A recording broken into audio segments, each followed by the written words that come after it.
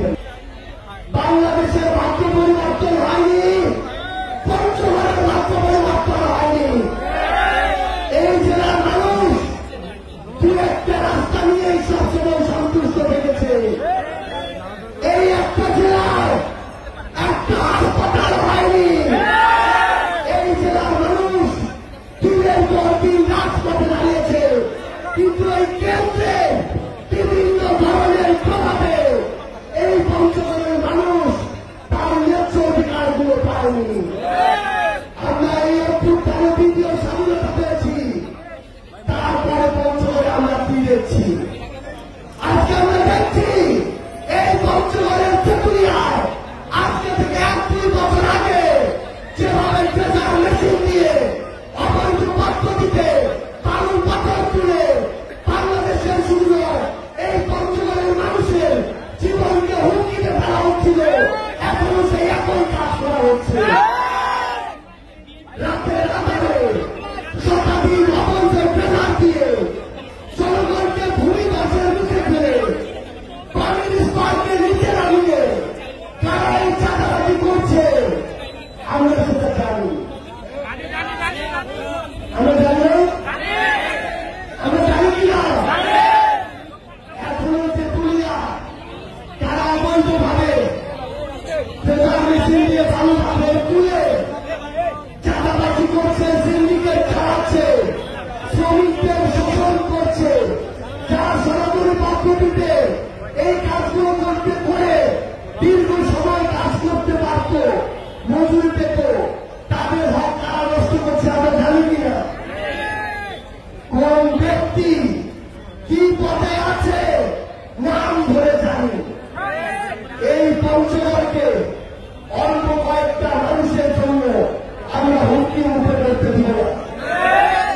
মোর ভাই মা দাদা চাচা মা বইলা শুনে এই পঞ্চগড় এই যে 8-10টা লোক দিলে পাথর আর বালু তুলে এনে পঞ্চগড়ের যে একটা ধ্বংসের দিকে ভূমিধসের দিকে লেগে আছে, এইটার ফল আমার লক্ষ লক্ষ মানুষ, আমার পরবর্তী ছোঁয়া সবাইকে ফল করতে হবে। এইটা কোনটা দেওয়া যাবে না। বাংলা বোর্ড এই পর্যন্ত পঞ্চগড়ের মানুষের কর্মসংস্থান হওয়ার কথা ছিল, কিন্তু আমি দক্ষিণবঙ্গ থেকে লোক আনে এনে ওই জায়গার অফিসার বানায় রাখছে। নতুন বাংলাদেশ সুযোগ পাওয়ার কথা ছিল আমার পঞ্চগড়ের লোকজনের, কিন্তু নতুন কয়েকজন লোক মিলে আমার ওই লোকটাকে এনে পোর্ট চালাচ্ছে আর প্রতিদিন অবৈধভাবে লাখ লাখ টাকা পকেটে ঢুকাচ্ছে। ওই বাংলা বোর্ড পঞ্চগড়ে যদি 1000 মানুষের চাকরি হয়, 1000টা পরিবার ঠিক হবে কিনা?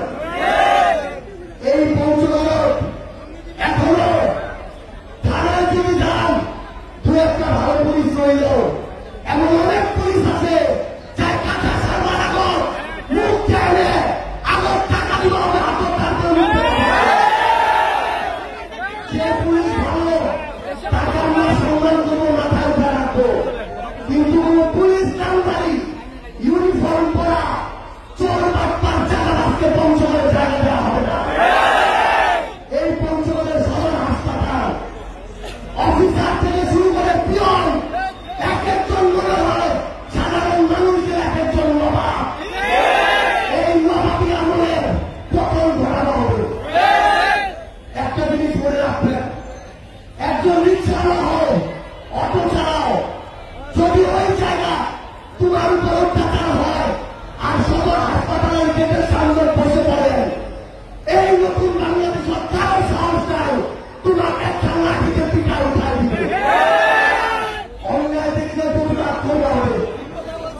এই হাসপাতাল নারীরা, এই অভ্যুত্থানের লাখুদের সৈনিকরা পঞ্চগড় থেকে ঢাকায়, এরা হাসিনার বিরুদ্ধে না দাঁড়ালে হাসিনার পক্ষে হইত না। কেউ কি আগে ভাবছিল যে হাসিনার মতো একজন ফেরাউনের 36 দিনে পতন হয়ে যাবে?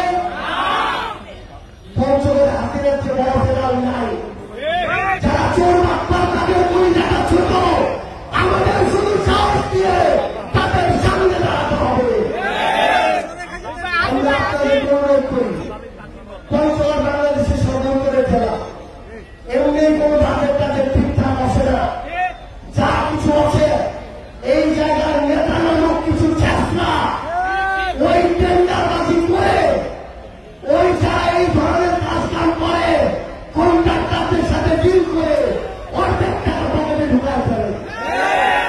তারপরে রাস্তাঘাটের ব্যবস্থা হবে তোমার বাড়ির আশেপাশে রাস্তাঘাটগুলোর মতো। পঞ্চগড়ের ভাগ্য পরিবর্তন করার জন্য তোমার সবাই একসাথে কাজ করা লাগবে। বয়সে যদি কাজ হলে তাহলে 16 বছর হাসিনা পতন হওয়ার আগে আমি অনেক আগে পতন হয়ে গেলে তোমার ছোড়ার বয়সে এই জায়গায় যে আছে ছোড়া ওই সাহস আছে, দূরদর্শী পড়াশোনা বিচক্ষণতা সব আছে। পঞ্চগড়ের দুর্নীতি শেষ করা লাগবে। ভূমি অফিসার আগর টাকা না দিলে একটা কাজ হয় না, টাকা দেওয়ার কোনো কাজ হয় না। এই চুরি বাটপাড়ি পঞ্চগড় ধরে গেছে, এই চুরি বাটপাড়ি একসাথে বন্ধ করা লাগবে। 10-15 জন ধরে জনগণের সংবিধান অনুযায়ী নাকি সকল ক্ষমতার উৎস সবার প্রধান জনগণই রাজা, তাহলে সবাই একসাথে 15-20 জন মিলে ওই হাসপাতালের অফিসার জবাব দিয়ে তোমরা চাইলে নিবেন। উল্টা পাল্লা আকাম কুকাম করে আইন শৃঙ্খলা বাহিনী করে এনে উইফল ধরা দিবেন। একটা জিনিস মনে রাখবেন, পঞ্চগড়ের মানুষ তো আমরা বেশি নাকি সহজ সরল কথা কই না, ঝামেলা করবো চাই না, কিন্তু এটা না করে বলে তো সবাই মাথা উঠে গেছে। এখন সবার হয়ে মাথা থেকে আশা তেল নিচে ফেলে দেবে। সেই মানুষটা সৎ, সেই মানুষটা ভালো, সেই মানুষটা পঞ্চগড়ের জন্য কাজ করবে, সে যেই দলেরই হোক তাকে ভোট দেওয়ার মতো সৎ সাহস থাকা লাগবে। ভোটের আগের দিন কিংবা 1 মাস আগত 200, 500, 1000 টাকার জন্য 5 বছরের সবচেয়ে বড় গণতান্ত্রিক অধিকার ভোটাধিকারটা যদি বিক্রি করে দেন, একটা দলের কাছে যদি বিবেক বিক্রি করে দেন, একটা মার্কার কাছে যদি নিজের মস্তিষ্কটা বিক্রি করে দেন, তাহলে এই পঞ্চগড়ের উন্নতি হবে না। এই জন্য অনুরোধ, দল মার্কা ব্যক্তি পরিবারের কাছে অন্ত না হয়ে, দাস না হয়ে, দোষামতি না করে, তেলবাজি না করে, যে ভালো সে যেই দলের হোক না কেন, যে পঞ্চগড়ের জন্য কাজ করবে, যেই দলের হোক না কেন, যে জনগণের কাছে আসবে, সে যেই দলের হোক না কেন, তাকেই সমর্থন নিয়ে আগামী সংসদে পাঠাবেন। আগামী পঞ্চগড়ের ভাগ্য কি হবে সেটা পঞ্চগড়ের মানুষের কাজ নির্ধারণ করবে। আমরা বিশ্বাস করি ধর্ম বর্ণ নির্বিশেষে, স্পেশালি আমাদের এই পঞ্চগড়ে আমাদের অসংখ্য সনাতন ধর্মাবলম্বী ভাই বোনেরা রয়েছে, তারা বাংলাদেশী, তাদের সবচেয়ে বড় পরিচয় যারা বাংলাদেশী, তাদেরকে যেন অন্য কোনো কথা বলে কোনোভাবে কেউ তাদেরকে খারাপ লাগার মতো কোনো অবস্থায় না করবে। এটা আমাদের সবার মনে রাখতে হবে। আমাদের সবার দায়িত্ব নিতে হবে, পঞ্চগড় হিসেবে সবাইকে ধারণ করতে হবে, তাহলে এই পঞ্চগড় বাংলাদেশের কাছে দৃষ্টান্ত হয়ে থাকবে। সবাইকে অসংখ্য ধন্যবাদ। আপনাদের সাথে আমাদের এই পঞ্চগড়ের কাজ করতে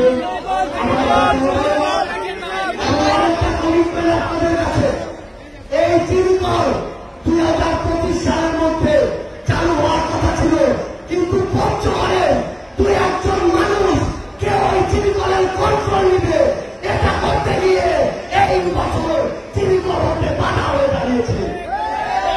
চিরকল কি কন্ট্রোলের জায়গা? এতজন মানুষের কর্মসংস্থান হতো, তা এই বছর চিরকল চালু হওয়ার কথা হয়ে দাঁড়িয়েছে। আমরা 2026 সালের 8 সিজন চালু হওয়ার আগে পঞ্চগড়ের চিরকল চালু করবো, এটা হচ্ছে আমাদের এনসিপির পক্ষ থেকে আপনাদের কাছে আমাদের ওয়াদা। ইনশাআল্লাহ আপনাদের সাথে